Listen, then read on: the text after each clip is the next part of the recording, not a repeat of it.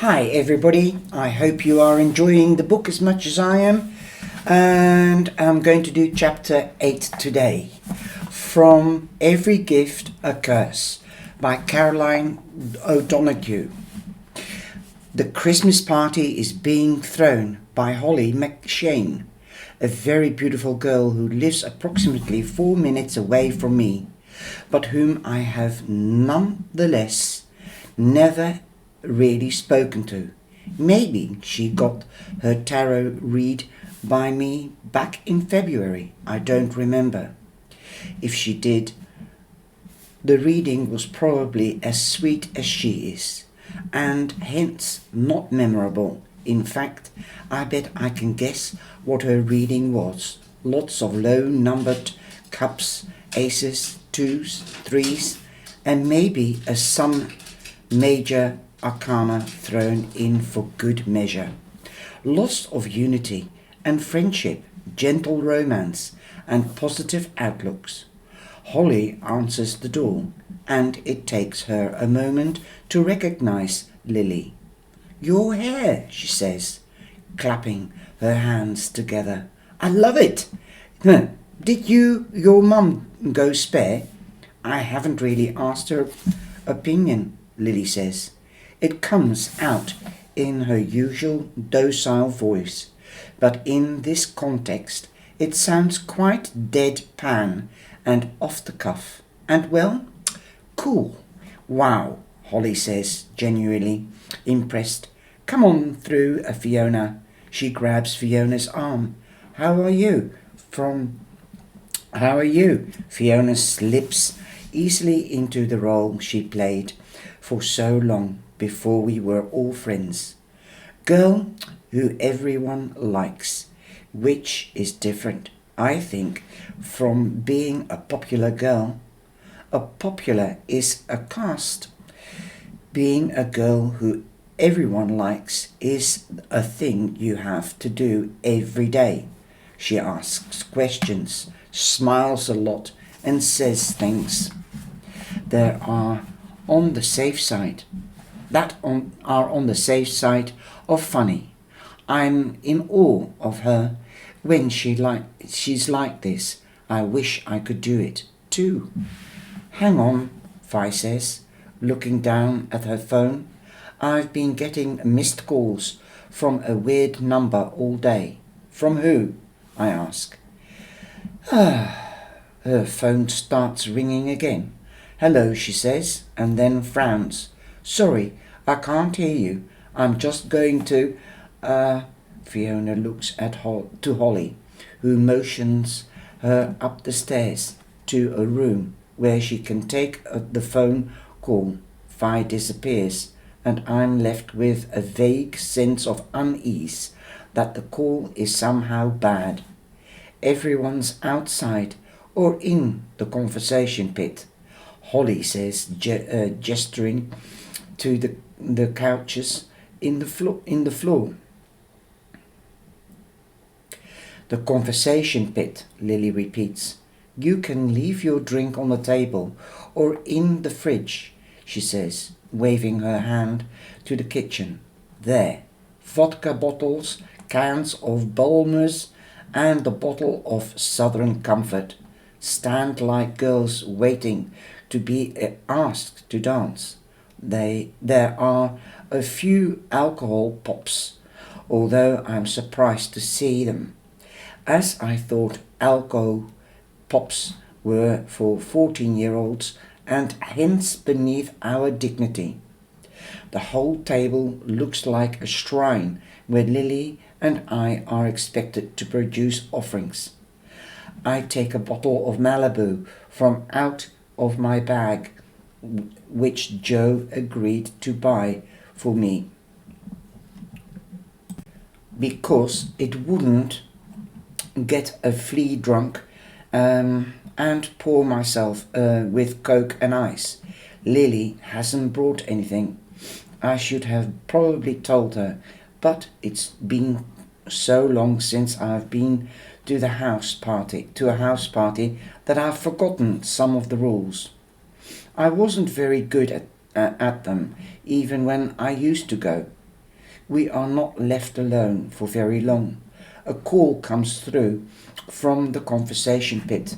Maeve, Lily, Becky Fogarty, another girl, too pretty for me to have ever really spoken to her, is sitting with Holly, her boyfriend, and his friends. I recognized the boyfriend from Rue's year. He must be in college now. We go and sit down. This is Fiona, Holly says, stroking her boyfriend's back. And Des and Mark and Finton. This is Maeve, and you are the arsonist I saw in the paper. We all did, Holly says. It was so stupid. No one was scared of any of that witchcraft stuff. Everyone knew it was a bit of fun. Obviously, none of us talked to the papers. Oh, yeah? No, says Becky. I wouldn't talk to a free paper. I'm not even sure if this is a joke. My dad is in property, Fiona says, and he says that building could go for 3-4 million easily. A few girls come in from the back garden smelling of smoke and cold. 4 million? What? Someone calls out. Euro, Holly calls back. What would you do with it? Becky has her answer immediately. Island in the Caribbean. I don't think 4 mil is island money, Mark says dryly. It's not even archipelago money. Mark was one of the more tolerable boys who used to hang around Niam and Michelle when I was in their gang. The boys used to call him Shrek, pretty unfairly. I thought he's very tall, wide like a rugby player. Well, a nice house in the Caribbean then, Becky says. And obviously I would give some to charity. How much? She thinks. 10 grand? 10 grand is all you are giving? Out of 4 million? There's nothing technically wrong with this conversation, but it has the shared attributes of being both quite boring and lightly offensive. This isn't a lottery win, after all. This is an arbitrary sum of money devised from the fact that a woman that the girls, at least, have all known since we were 13, is now dead. Is Lorna here? I asked, looking around. Lorna McKeon? The girls who came in from their cigarette break are now all perched on the back of the sofas, their bodies framing the boys like angels in a Renaissance painting. I didn't invite the whole year, Holly says, but you did invite us, Lily says, mystified. Lorna's gone mad, Becky says. What do you mean? I ask. Oh, she got deep into all that stuff last term, she says, waving her hand towards the kitchen like it's a stand-in for the past. You know, when those weird virginity boys showed up, the Chastity brothers, Lily and I say together. Yeah, I mean, everyone knew pretty quick that they were like a Catholic culty thing, but she started dating one of them. This is the first time that anyone outside of the group has brought up the Chastity brothers. We assumed that everyone had forgotten about them, that the strange draining magic that the children infected on us all had effectively bleached out their memories as well as their sense. I can see Becky perking up from the attention. not just from me and Lily, but the other girls, too. She had obviously assumed that any information about Lorna McKeon, an essential boring person, would be useless. The surprise discovery that it has value has straightened her shoulders, added bass to her voice. We used to get the same bus, but says grandly, and had 2 SIM cards. I used to see her swapping them out on the bus and texting really furiously. So eventually I asked her what it was all about, and she said she had a boyfriend and that her parents didn't approve because he was older. I said, how much older? And she said 4 years. I was like, wow, Lorna, nice going. Where did you meet him? And she said she met him at school. There's a chorus of responses of wow and no way and which one, and was it the hot one, and which one did you think was the hot one? It was probably like catnip to someone like her, because her parents were religious and strict anyway. Becky continues, and I guess that your parents are religious, but your boyfriend is more religious. It probably feels like fine to lie to them. She got a lot of more Jesus-y when she was going out with him, though. And that's jawbreaker. So what now? She's missing, Holly asks. I didn't say she was missing. Who said she was missing? She wasn't at school last week, I replied. And I rang her house, and her parents were gagey as well. As hell, Becky shrugs. Maybe she's run off with him then. The conversation descended into gossip, spurious observation about Lorna McKeon's character, and pondering where or not she and the GC boyfriend were having sex. If you are going to run off with your older boyfriend and not shag him, Holly says, it kind of defeats the purpose. No? Question. I love the sense of humour of some of these kids, you know.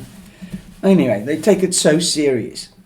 I mull. This is all over, catching Lily's eye as we silently follow the same train of thought. It's clear to me now that Lorna is at the lodge. Perhaps her parents even let her go. If religions between them had disintegrated so much. Someone asks us what we are planning to do after school, and Lily volunteers information for the first time that evening. Tattoos, she says. I'm going to learn how to do tattoos. There's an immediate warm reception, a glowing sense of gratitude from the party, as if Lily has just put all their minds at ease. Yes, of course, the blue hair, the weird clothes, I get it now, I see. Where you might fit in, and you were always good at drawing. Weren't you? Yes, I can see that for her. Poor old Lily O'Callaghan, she might be all right coming out of herself a bit more. God love her. We somehow become the centre of the conversation. Pit, Lil, rolling up her leggings to show everyone her stick and poke. I don't know what that is. I think it's the tattoo that she did. That's barely even a tattoo, Des says. Do you have a tattoo? Lily asks mildly, but once again it comes out like she couldn't give a shit, and he looks stupid for challenging her. Everyone says, oh, and I can actually feel Lily's social capital increase. Did it hurt? Holly asks. Yes, Lily responded, but that's sort of the point. Everyone looks unsure, but Lily explains herself. Like lots of things hurt, but you are not prepared for them, and the surprise makes it worse. Having a painful thing for a few minutes, but then you get a cool drawing on your body at the end of it. I don't know, I just like it. Everyone nods and looks at each other, and someone laughs and says, deep. Okay, deep, in that cool teenage voice. Oh, that's deep. But then they actually do think it's quite deep or unusual. Anyway, people are charmed by Lily. I wonder if everyone's reached a new level of maturity now, and we are so close to graduating. No one wants to play silly games. No one has the energy for bullying. They are just interested in her.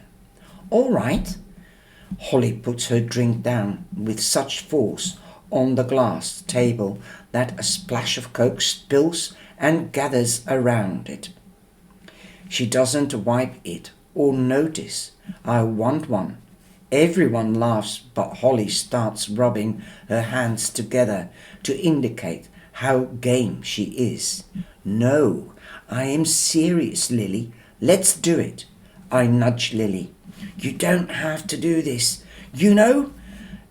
Lily just shrugs, but gives me a small, almost nervous smile. No, I want to. The practice would be good, and I like it. Giving tattoos? Yeah, and having a thing, I suppose. A jolt of anxiety surges through me, like I've just sat on an electrical fence. I know exactly how seductive having a thing can be. Having a thing was how I ended up being St. Bernadette's performing tarot monkey. Having a thing is how I ended up accidentally calling the housekeeper. But Lily looks happy and likes. She's not taking all of this too serious. So I just sit back and let her friend do her thing. Holly wants it on her foot. I want the number 13, she says. It's my lucky number. Becky doesn't let this go easily. 13 is Taylor Swift's lucky number. That's Taylor Swift's thing. She doesn't own it, Holly says defiantly. She kind of does.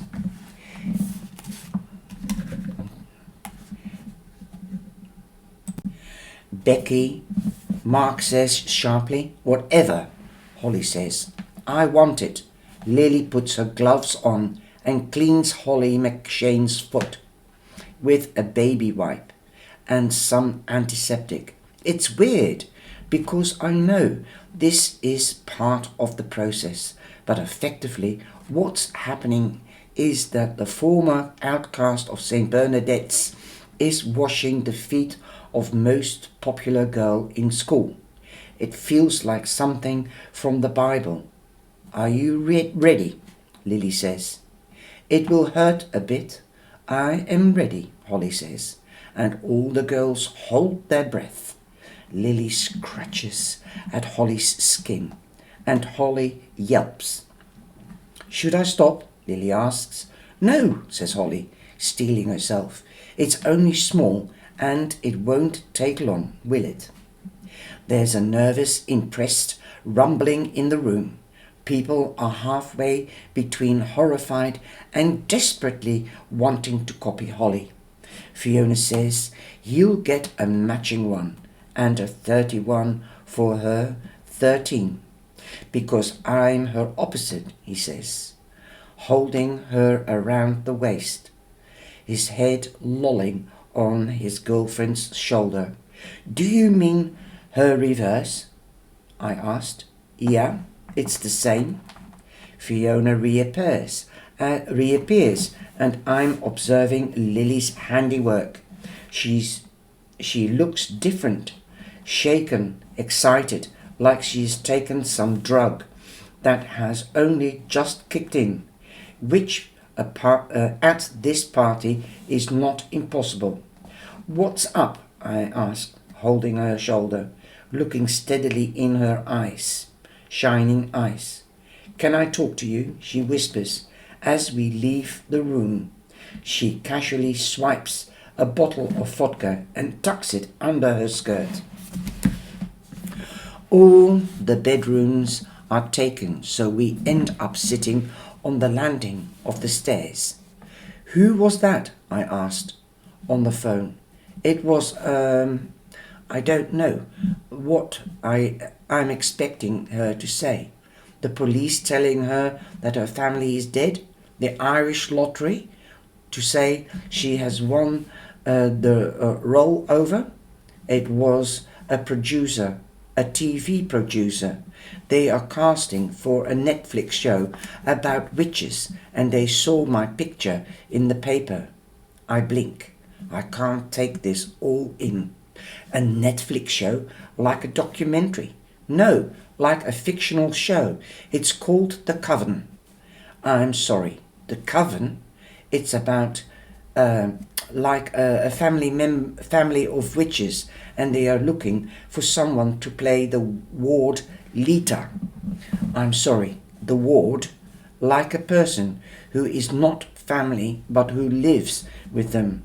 You know a ward? I'm baffled by this. They saw your picture in the paper about you being a witch, I say slowly, and they want you to play a fake one. Her face reddens. Well, they looked me up online after that. They read that I wanted to be an actor, and they saw some videos of me doing Othello on YouTube, and you know, they thought I seemed good or whatever. I mean, you are good, you are great. So what now? They want me to meet them, she says. Tomorrow at 1. Tomorrow? I said I would meet them at the bubble tea place. You need to come with me. Me? Why? Because this is an insane trap by the children to suddenly whisk me off to the lodge or something. It would be helpful to have a telepath in the meeting. She breaks off, pauses. It's weird. I've spent my whole life dreaming about this kind of insane twist of fate, and now that it's here, all I can think is this feels a little too convenient. I feel the immense sense of relief that Fiona is already suspicious, because I know that if I had suggested this to her, she would have been mortally wounded. Okay, I'll come, I reply. I'll let you know if anything suspicious is going on. Great, thanks, and bye. What? Congratulations, you talented bitch. Fiona suddenly lights up. This isn't really happening, is it? It could be. Dude, I could be. I pause. The coven. We let out long screaming laughs, falling backwards on the landing, our giggles rising to the ceiling. We pass the bottle of vodka backwards and forwards, and we are suddenly crying with how funny this is. The fact that Fiona, a real witch, will be playing a fake witch on TV. We wonder if they will let her bring Paola, and whether Paola will have a separate bird-sized trailer. And after a few minutes, the laughter dies away, and she, contemplative, she's contemplative. There, just one thing though. she says, taking another nip from the bottle. Go on, tell me. Oh, Maeve, come on. You know. I know you know. Is it Manon? She nods solemnly. It's Manon. Fiona is silent from a moment and then makes a sound like she's just burst into flames. She's just so nice. Ah, what if I leave to do this TV show and she leaves while I'm gone? I mean, she can't stay in Ireland forever. Are you going to tell her that you feel this way? What? What good would it do?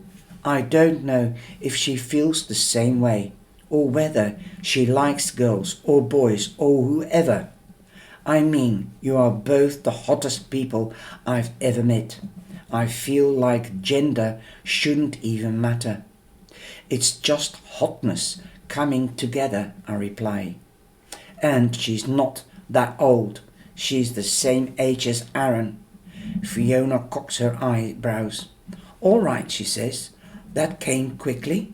What do you mean? You and Aaron. What do you mean, me and Aaron? Just, I don't know. You are two sensitives. It's a vibe. If you want to say something about him, I wouldn't tell anyone. Even Rue. I would never bring it up again if you don't want me to. I know she's like drunk, a little drunk, but she keeps reconfirming the conditions of her own secrecy. I think about it while she talks and ask myself how I really feel, because she's right. It is a vibe, and even though I never wrote that note to Aaron, he clearly thought it was real. Excuse me. I think about the physical pull I feel towards Rue and craving to be touched, the frustration of not being kissed. I don't feel the way about Aaron, but I don't feel that way about Aaron, but what I do feel is a certain fascination, a fascination that edges sometimes between disgust and weird, sort of admiration. He's the only person I know who worries about their own goodness and badness as much as I worry about my own. There's a deep pop from outside, breaking my concentration. Oh my God, Fiona says, getting up. Fireworks. I stand up and immediately feel the urge to pee. I'll meet you out there. I need the loo. When I came out a few minutes later, the living room was empty. Everyone is on the back patio, trying to capture the fireworks on their phone cameras. And then I hear a soft giggle and I realize that Lily is still with someone in the conversation pit. I pin myself to the side of the bookcase, instinctively knowing not to interrupt. Her head is bent deep in concentration, scratching the needle over Mark's shoulder. The whole scene vibrates with intimacy. The tattoo she's giving Mark, already carrying a different energy from the tattoo she gave me or Holly. I try to find a way out to the patio without being spotted and ruining her moment completely. I'm so glad you knew what the Scorpio symbol was, Mark says to her. Oh yeah, she answers, dipping her needle in the ink again. I know them all. Scorpio is good because it's an M shape. She continues. M for Scorpio, M for Mark. Do you think that's good? I mean, yeah, she answers. You are a Scorpio and your name is Mark. So, he turns his head slightly. Are you making fun of me? He says softly. She pauses before responding. Would you mind, she says, if I was? There's a silence then, but it is not the sound of nothing. It is the sound of something very big, something without words. It is the sound of Lily's first kiss. Wow. Lily's in love.